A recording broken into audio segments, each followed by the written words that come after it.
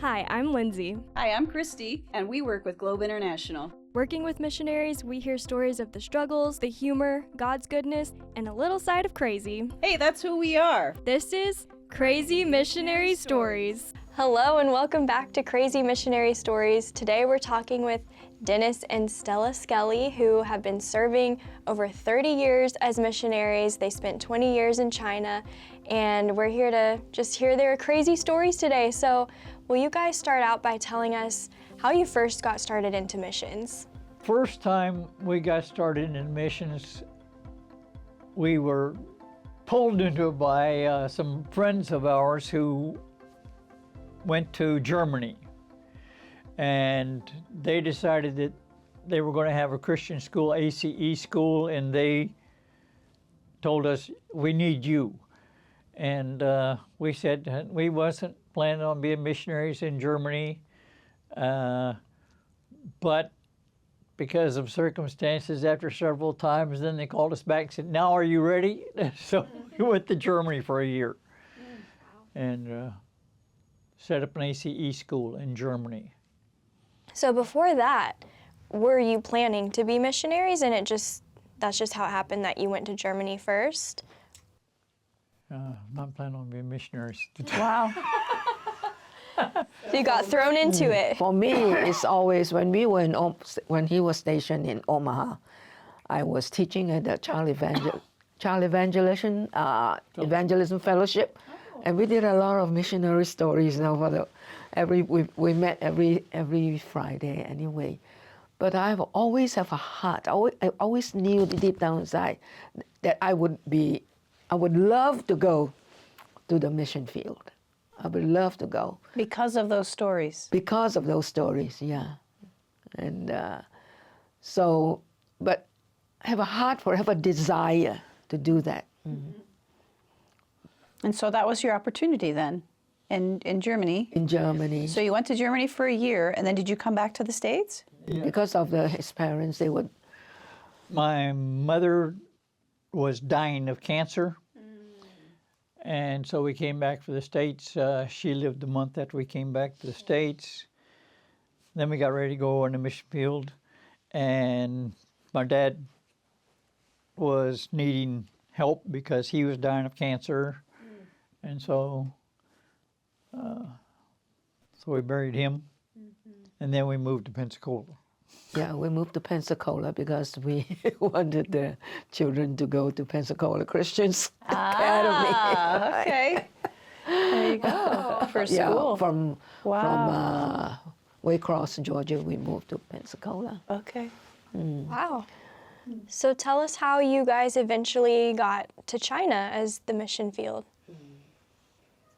Our habit has always been when missionaries came to our church, that if it was for the 11 o'clock service, we'd invite them to come for a meal after that. Or if it was in the evening service, we'd invite them for coffee and tea and snacks and stuff and talk to them. Because we wanted to have our children We want to immerse them. immersed in this idea. I want them to listen to mission stories. Well, And we were at the Waycross in Crossroads here in Pensacola, and a family came to our church. They were going to go to China. Had husband, wife, and 5 children. And so we invited them over, and we had been to China the year before. yeah, Terrible experience. Oh no. Just as tourists? tourists. We- Donkeys for Christ. We were visiting with her sister. She comes from a big family, and one of her sisters was living in Hong Kong, and she says, "Well, while you're here, you might as well go into China, and we need somebody to carry some stuff." And so we took the stuff into China, and we spent 7 days. Never met the contacts. The contacts never showed up. We ended up leaving the material with some friends in Guangzhou on our way back out of China. But the interesting thing was, well, we came back to Guangzhou to go to Hong Kong. It was 3 days before the Chinese New Year. There was 100,000 migrant workers trying to get home at the train station. It was pouring down rain, and for some reason, they had closed the train station down. Oh, no. And so you'd see masses of 5, 6, 7,000, and they'd storm the gates trying to get in out of the rain underneath the sheltered area. Oh my goodness. And the guards were there and had these big long bamboo poles, 4, 5, 6 foot long, meters long, and they would just beat these people back, you know, and they see blood running down the side, my and clothes goodness. pouring from the. And she said, "Get me out of here." So we, since we couldn't go on the train, we went to a hotel, being foreigners, and the next day we came back and no problem. We got on the train and went back to Hong Kong. Wow. That was our first experience. And when we left there, she said, never again. Never say Famous never. last words. Yeah. And so these missionaries come, and they're going to go to China. They're on deputation to try to raise some funds to go to China. And so we invited them over, and we was talking to them. And I said, yeah, you ought to, there's a place right up the road here that will put missionaries into China, and you ought to go there because she speaks the language, and we've basically been there. And we said, yeah, right, okay. You know, so we forgot about it. About a month and a half later, we got the first phone call. Got a phone call from China. From China. From China. And they said, we heard that you wanted to go to China to work, To teach. to teach. And we said, oh yeah? Who told you that? Yeah. And they said, where would you like to go? And we said, well, if we go, we'd like to go to South China. My wife speaks the language there, and I need the warm weather. And they said, no problem. We ended up in a closed city. The north. For 6 months, I was listed as the only foreigner in a city of 1 million. Oh, my Oh, goodness. wow. Every person in that city knew where I was at any time for 4 years. Oh my goodness. We went there for 6 months and ended up being there for 4 years. Yeah. The And Lord you was- taught English while you were there? Yeah, Taught taught English. English. Wow. 4 years is long enough to build relationship with the students. Yes. Yeah. So I'm sure you've got some great stories about some relationships there. Oh, we're And we're maybe still some keep- crazy stories We're too. still keeping in contact. Are you?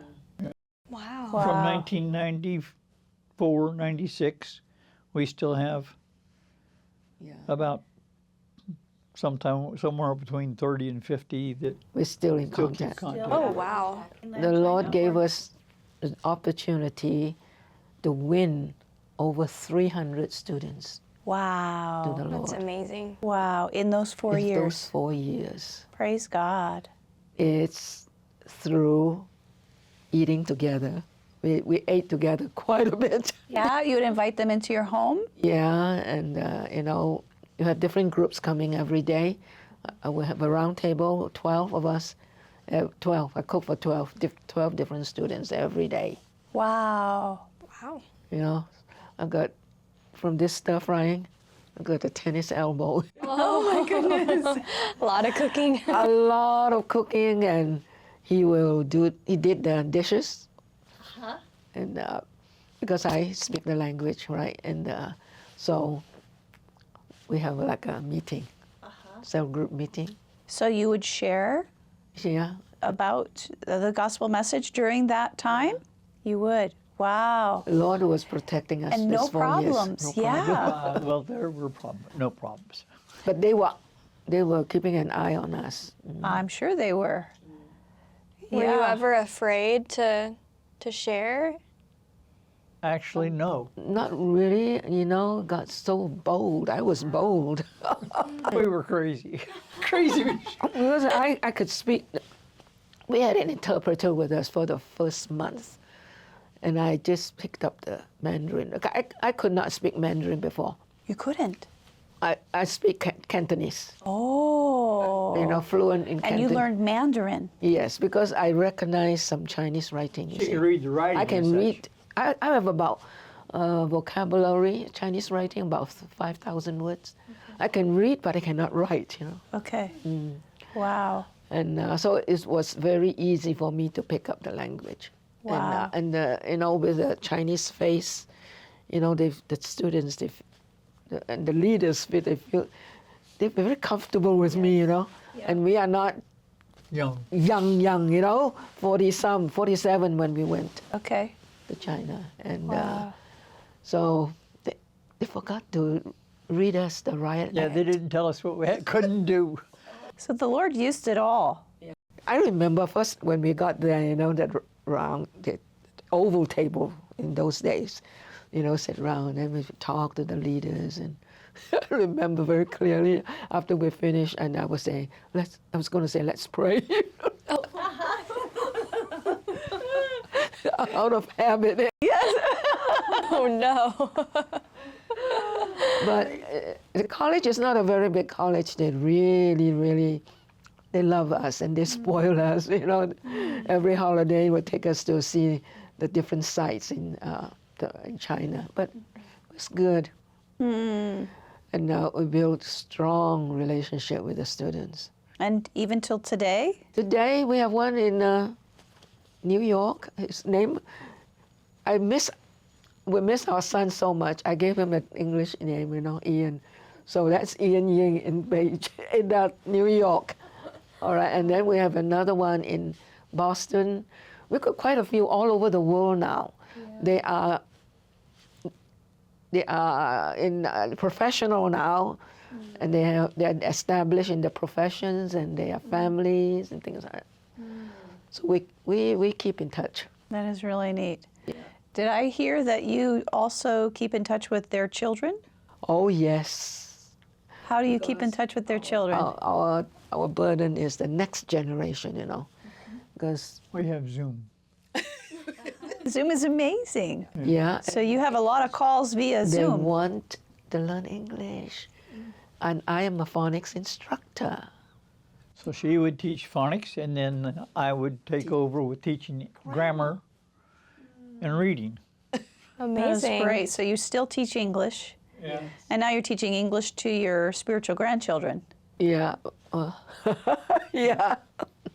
That's incredible. So in one of his classes, he's got one from the first generation, right? And then we have children. What? How old? In that class, the youngest one is 13. Michaela, right? Michaela. But because their foundation is so weak that it doesn't matter how old you are.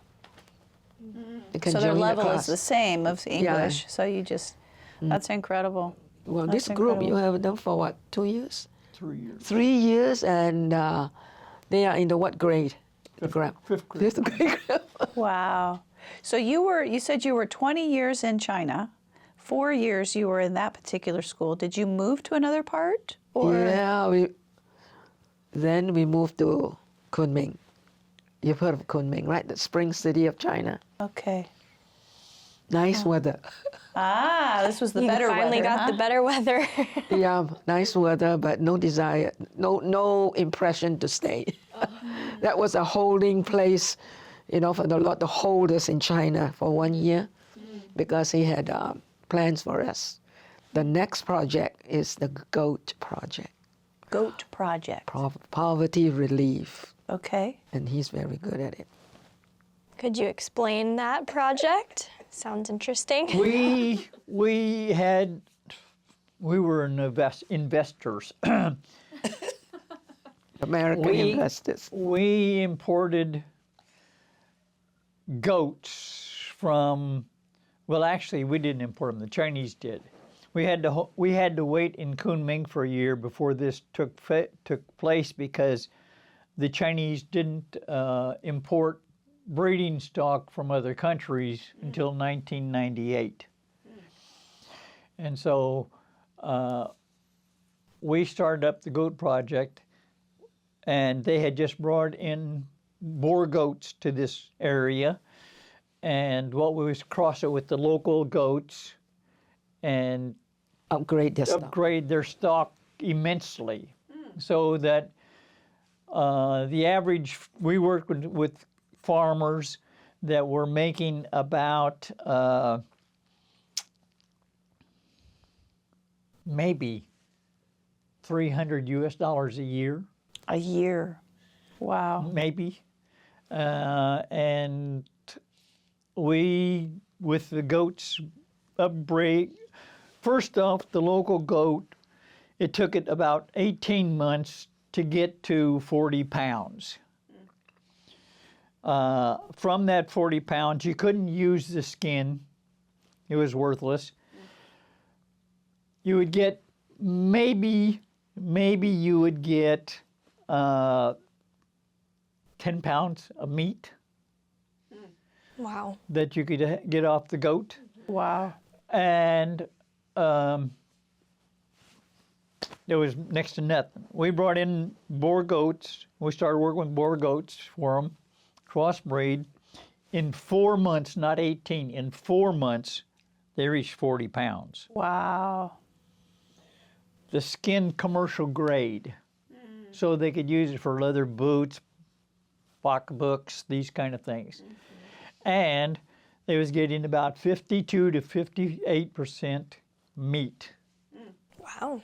So what happened is it just quadrupled their income. Wow.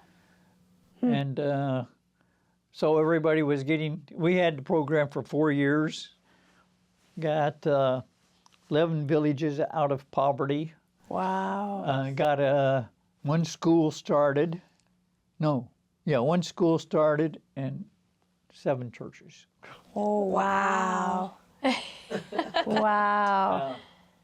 Anyhow, So that was your small business? Is that what was you our did? small business in Wow. China, yeah. So that project, was that something you just became a part of, or was that your idea to start bringing in those goats, if you can Really? say? In Kunming, we were in Kunming in this school there. We was in a college, university, teaching in a university. And some friends came and said they wanted us to start in this program. And I said, I'm not interested in goats. I had some experience when I was growing up, and goats were not in a good side of the experiment. And I wasn't interested, and I wasn't interested. They came 3 times. And the 3rd time I said, all right, we will give it a trial. And so we started this goat project. How long did the project last? 4 years. 4 years. We got the northern half of this county out of poverty, and all the people that were farmers that had this goat project, now that they were out of poverty and everything else, they wanted to be business people, start businesses, so they'd all, like you'd have a village, and they'd all go and they would each one buy the same things and set up a store in the village. Well, if you have 25 people selling the same thing in the same village, you're not going to make anything. So, but the idea is, being a goat herder is not very much face to it, and that was the important thing to them. So after 4 years, the project basically ended, and they all wanted to go be businessmen. But when you go back to the county there now, right now, you see all these bull goats, with the big ears. You see? Wow. So they're still there. That's So incredible. the goats are still there. Yeah. Wow. Wow, that's really interesting. Had you been farmers before? Had you worked in agriculture? I grew up on a farm. Okay. And what was it about goats that you didn't want to work with them again? No, we had this neighbor that had this goat. He only had one. You never have one goat. Yeah, yeah. He had this goat, and Like this a rooster, huh? This goat terrorized the whole area. He was always getting out. He was always butting into people and tearing things up, and he was just A terror. not well liked by anybody in the whole area. Oh, And goodness. I didn't want anything to do with that, goats. Oh, that's so funny. Bull goats are very docile. Oh, are they? Okay. They're big. We have one that looks like a calf, you know. Oh, really? That big? Let me put it this way. One, King David, at the end of 4 years, he weighed over 880 pounds. Wait, Can you imagine the meat? An Dude, it'd 800, be like a cow. an 880-pound goat. Okay. how tall was he? I show you a picture. Would you like to look at it? I would, sure. Yes. I can't picture a goat that big. We use him for he's a stud. So we, Okay. He was the father of all of these other. King David. He had his Maybe he should have been concubines. Goliath. Yeah. Oh my He was a goodness. good-looking goat. He's thick. short legs, very goodness. stocky. He was his legs. We got to get that picture on there. His stomach was only about that far off the ground. Okay, but he stood up to here. Oh my Now, goodness. when we got him, well, he would come up and he was very friendly, and we'd sit there and scratch him between the Yeah, the horns, ears, you know. uh-huh. But when he got, 600, 700, he would come up the next thing, and if you didn't pay attention, then he would, Oh, he no. would shove you, get your attention. And You get a bruise here. we'd have bruises all Oh down my goodness. because he still wanted us to scratch him between the ears and stuff. That is funny. Great. That's wonderful. Well, that's a fun story, but I'm curious as to whether you have any crazy Crazy one, stories. I tell you. Yeah. When we started this goat project, so foreigners, we need a local, to deal with the officials, because here is an American investor coming in. And so we got John. Okay, he just became a Christian, and he was a teacher in a village a few miles away, and so he became our manager. Very timid, very stutter, right? He stutters, and so he was a very good manager because he dealt with all the official things, for us, and we just. And when they are, sometimes the officials use us as money tree, want to shake money out of us, and he would fight them. He would, he would fight, and so good manager, and he, as soon as he received Christ, he went to his relatives, share the gospel, right? His mother-in-law. I went with him the first time. 75 years old at that time. Right? 75 years old, 1998. She's 75 years old. She's still alive. She's still alive. Today she's still alive? Yes. Wow. She was very sickly. In bed. Let me explain something. Because the first time we went to see her, she was laying in this little bed, dirt floor of this house in the village. She had been staying in that bed 20 days, at least 20 days out of the month, not even getting out of bed. Wow. She was white-haired. She'd been blind for almost all of her life. She'd never gone to school, very sickly. And John told her about Jesus. And she said at the end, she said, well, I'm not too sure about this, but okay, I'll accept this Jesus. We left. About a little after more than a week later, John went back. She says, is this Jesus' love? And he says, what do you mean? Well, that night when you told me about him, this presence came and just picked me up in his arms and just loved me. Wow. And I've never felt love. I knew that was love. I've never felt love before, and that was love. And he says, that sounds like Jesus. I like this guy. Well, at the end of that, he went home. He went back, and he came back again. Normally, he was coming about every 7 to 10 days. And next time he came back, he's walking up, and she called his name. And she said, how do you know it was me? And she said, I can see you. He said, what do you mean you can see me? You're blind. He said, no. This Jesus came, and he took these things off my eyes, and I can see. Oh my goodness, wow. And John says, yeah, okay.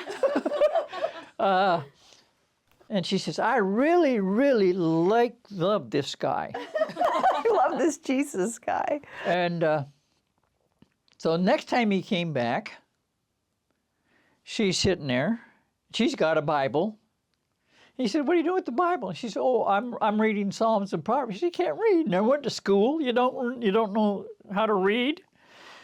And she says, she said, oh yeah, I can read Psalms and Proverbs. She told me I can read Psalms and Proverbs. I don't know anything else, but I can read Psalms and Proverbs.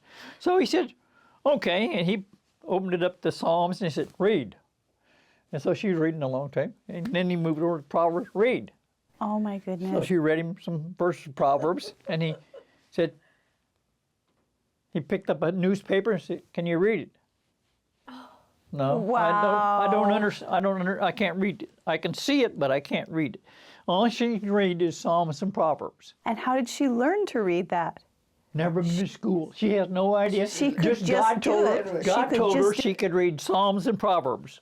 And she loves to sing praise. Yeah. And so she says, I really, really, really love this guy. Yeah. Her hair turned black. Oh my goodness. She looked like got new life. she looked like she was 25 years younger. And she's not staying in bed now most And of she the does time. never sick, no sickness at all, never again. She told all 800 families in her village about Jesus Christ, and none of them could argue about it because She's a walking There were testimony. many healings. a lot of healings in her village. Her husband believed in foxes and snakes, and when she'd go out and talk to people and stuff. She'd come home and she would say, "Die!" Snakes in the And the snakes would in the fall rafters. out of the rafters and stuff up in the grass. She'd take them out of the tail and throw them out on the trash pile. Oh my goodness. This kind of thing. She witnessed to one of John's wife's. This is John's wife's, the mother. She's his Sister-in-law. sister. So she witnessed to one of her other daughters in her family. And he says, this is crazy. We don't understand this at all, but this is crazy. And so she said, well, what would it take for you to believe? Good question. And she said, well, ask him for some teeth. You don't have any teeth. Who didn't have teeth? She didn't have any teeth. Her hair went from white to black, blind to seeing, and now she's going to ask for teeth. Yes. Okay. So she asked God for a tooth. Give her a One tooth. tooth? Well, she just asked for. If God gives you a tooth, why? She hadn't had any teeth. She hadn't had any teeth for years. Okay, she hadn't had any teeth for years. So she asked God for a tooth. God gave her two. One up, one down on two this molars. side. Two And molars. so when she smiles, she does this. Her daughter and all of her family got saved. Yeah, the whole The family. whole family got saved. She That's lived in. the craziest story I've ever For real. heard. She lives in this little village, okay? Well, John. Sorry, she should have asked for a full mouth. Just kidding. He probably would have had him if she'd asked for him. Yes.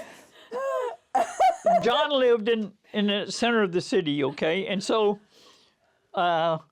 she's Oh my 80 goodness. years old almost, and so he said, why don't you come live with us, okay? Now, he lives on this 6th floor.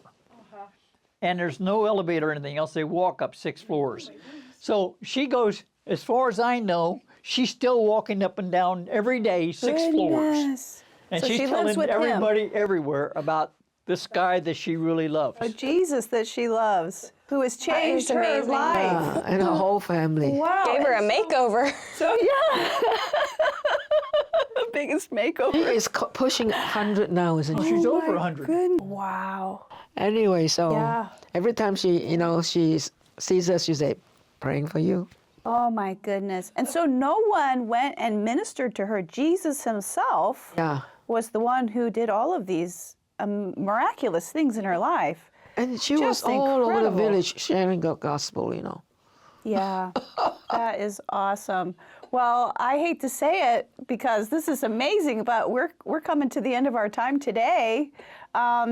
If someone wants to send support for you, or get in Email. contact through email. Email, yeah. Okay, so maybe we can get your email and put it at the end of the show notes, and then they can contact you through that. Dennis and Stella Skelley, what a blessing to have you today.